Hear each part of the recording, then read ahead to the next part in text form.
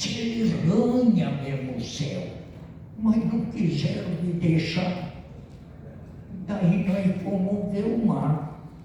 Minha gente, que beleza! O Deus, quando fez o mar, estava com mania de grandeza, pois ele era tão largo, que por mais que eu fiquei a olhar, eu confesso, não enxerguei o outro lado de lá. Ai, eu vi tanta Eva sem roupa por toda uma manhã que me deu uma vontade louca de comer uma maçã. Pois nós, o velho ficava. O que mais me entristeceu, mas me causou até certa mágoa, foi pensar no dinheiro gasto para sarcar toda aquela água. Eu gostei de ver o mar, com toda a sua grandeza. Eu gostei das suas ondas, são coisas da natureza. Mas prefiro o meu interior, levantar de madrugada, arriar o meu cavalo e tomar conta da boiada.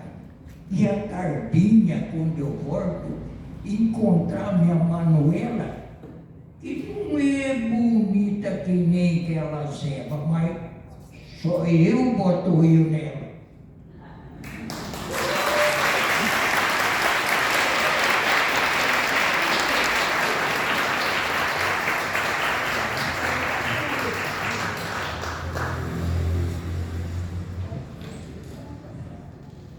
Obrigado, seu Enio.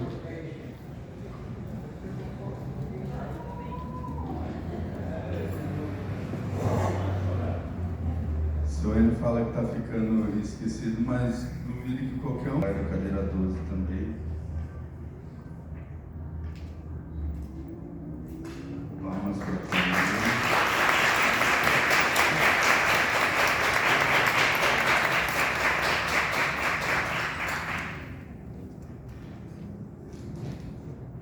Óbvio que eu não tenho a memória do seu Enio. Eu vou ler, né? Mas também, em minha defesa, eu escrevi hoje. Não deu tempo de decorar. Vamos fingir que é isso.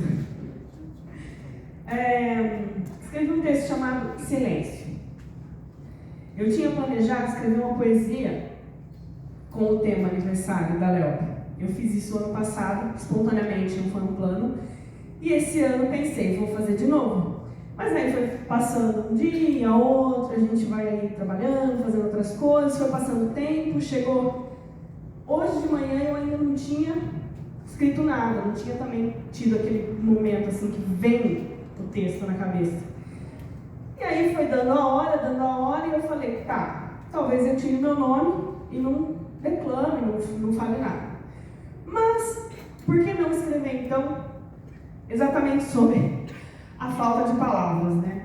Falei sobre silêncio, exatamente quando você quer dizer algo, mas você não sabe como, não sabe o que. E é assim. Há momentos em que não sabemos o que dizer. Por vezes, por ignorância ou incompreensão, por não saber explicar. Outras vezes, por medo de se expor ou de assumir um posicionamento. Por falta de segurança ou vocabulário. Por falta de competência ou disposição. Pode ser desconfortável essa falta de palavras.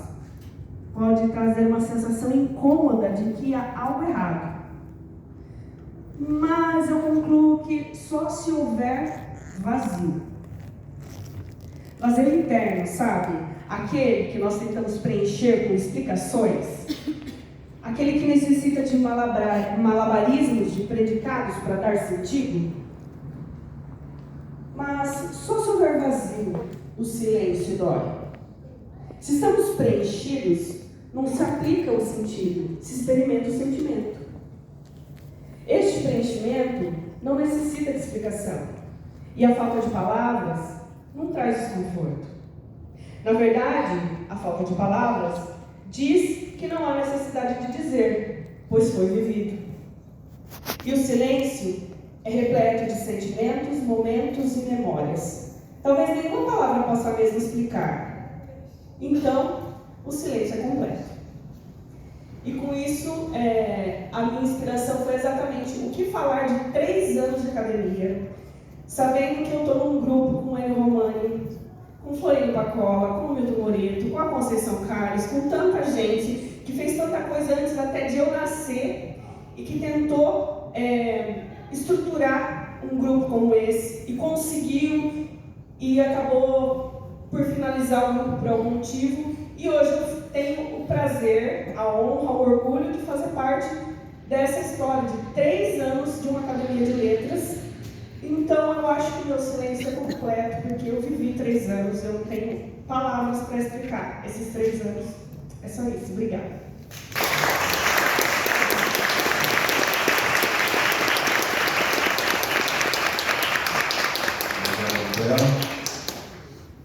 Seguindo a ordem aqui, agora vamos receber o colega Wagner Mendonça, titular da cadeira 20.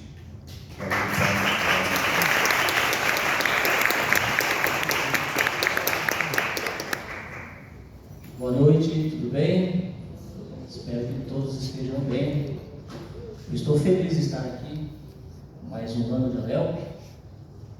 E eu escrevi um texto e quero compartilhar com vocês, mas para que vocês entendam, eu quero também fazer uma indicação do livro, que é de Yuval Noah Harari, que é Nexus. Nexus, uma breve história das redes de informação, da Idade da Pedra à inteligência artificial. E na página 31 dele, nós vamos encontrar o autor tentando responder uma pergunta que é: o que é informação? E eu quero ler para vocês um pedaço para ter nexo, né, do que o outro texto que eu vou ler, para que vocês possam entender. Então peço a paciência de vocês um pouquinho para eu conseguir comunicar com vocês, né? Então diz assim o texto do Yuval Noah Harari, do livro Nexus, página 31, para quem quiser depois comprar o livro e ler. É sempre um pouco complicado definir conceitos fundamentais. Como são a base de tudo o que se segue, eles mesmos parecem ter a base própria. Os físicos têm dificuldade de definir a matéria e a energia. Os biólogos em definir a vida, os filósofos em definir a realidade. A informação vem sendo cada vez mais estendida e entendida por muitos filósofos e biólogos, e mesmo por alguns físicos, como o componente mais básico da realidade, mais elementar do que a matéria e a energia.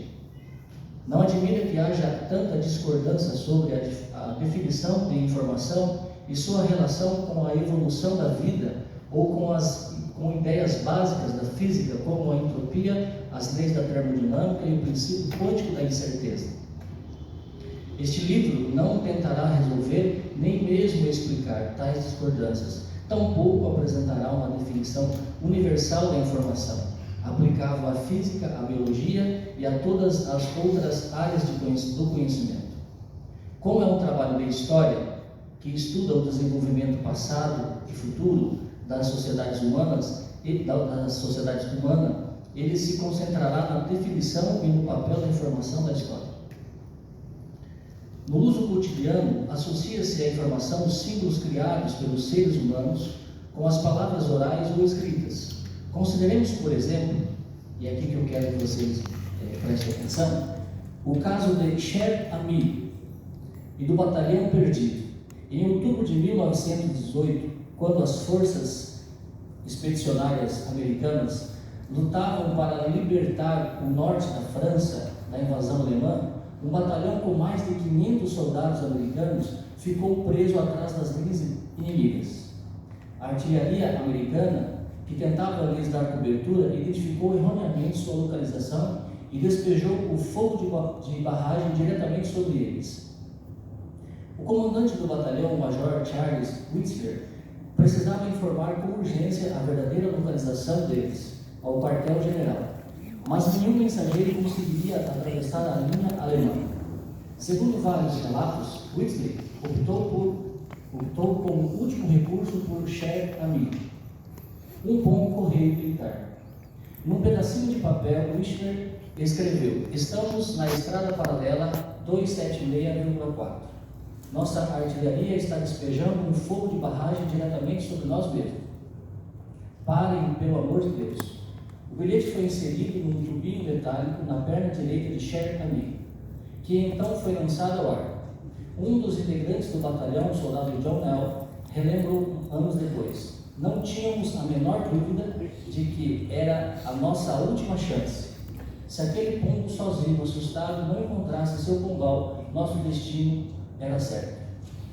Mais tarde, testemunhas descreveram como Cher Ami voou e furou o pesado fogo alemão. Uma granada explodiu logo abaixo dele, matando 5 homens e ferindo gravemente o pombo. Um fragmento rasgou o peito de Cher Ami e sua perna direita ficou suspensa apenas por um tendão, mas ele atravessou o fogo. Ferido, voou os 40 quilômetros até o quartel-general da divisão em cerca de 45 minutos, com o tubinho contendo a mensagem crucial preso ao que lhe restava da perna direita. Há algumas controvérsias sobre os detalhes exatos, mas o certo é que a artilharia americana corrigiu a direção do seu fogo de barragem e o batalhão perdido foi resgatado num contra-ataque americano. Cher Ami foi atendido por médicos militares, enviado para os Estados Unidos como herói e se tornou tema de numerosos artigos, contos, livros infantis, poemas e até filmes. O pombo não fazia ideia da informação que estava levando, mas os símbolos traçados a tinta num pedaço de papel, transportado por ele, ajudaram a salvar centenas de homens da morte e do cativeiro. Esse texto está, então, nesse livro aqui. E pensando nesse texto, ontem até minha sogra está aqui com a gente, dona Sandra, e eu comentando com ela, me deu vontade de escrever alguma coisa para compartilhar com vocês a respeito desse texto que eu li. E aí surgiu esse texto que eu intitulei Asas que Falam. E eu quero ler para vocês agora, como também não sou o seu erro, então não tem jeito, tem que ler mesmo. Então eu escrevi assim: senhoras e senhores, na noite de hoje, convido-lhes a abrir não apenas os ouvidos, mas o coração. Afinal, nesta comemoração do aniversário da Léo, palavras não são apenas sonhos, são asas. E falando em asas, cito então Cher Ami, que em francês quer dizer querido amigo. O pequeno pombo correio que durante a Primeira Guerra Mundial voou ferido por entre balas, fumaça e o caos, para entregar uma mensagem, não uma qualquer mensagem, mas uma que salvou vidas, literalmente. Harari nos lembra, o autor do livro, em Nexus, que a ave machucada com uma perna quebrada e peito ferido voou, pois sabia que carregava algo maior que ela mesma, uma mensagem. Ali, naquele bater de asas trêmulo, havia mais do que penas e instinto, havia comunicação, em sua forma mais pura, o último fio de esperança, a última chance de sentido em meio ao absurdo. Agora olhemos para nós, escritores, leitores e amantes da palavra. Quantas vezes nós também somos pombos feridos, tentando levar ao outro o que sentimos, o que sabemos e o que sonhamos? E quantas vezes, como Cher Ami, mesmo feridos, insistimos em comunicar, em escrever, em declamar, compor, dialogar, porque sabemos que há alguém do outro lado que precisa ouvir. A leitura, meus amigos, é o que nos permite receber essas mensagens. É a boa comunicação, é o voo que torna possível esse encontro. Não se iludam. Viver sem ler é viver sem asas. Falar sem pensar é como lançar palavras ao vento, sem destino. Hoje, nesta Casa de Letras, reunimos o que há de mais valioso: a escuta atenta e a fala cuidadosa. Reunimos memórias, sonhos e ideias, em versos, crônicas e ensaios, em arte. Cada linha escrita é como aquela cápsula presa à perna do pombo, do Cher Ami. Parece pequena, mas pode mudar uma vida inteira. Quantos de nós, por algum motivo, fomos salvos por um livro? Quantos reencontraram o sentido da vida em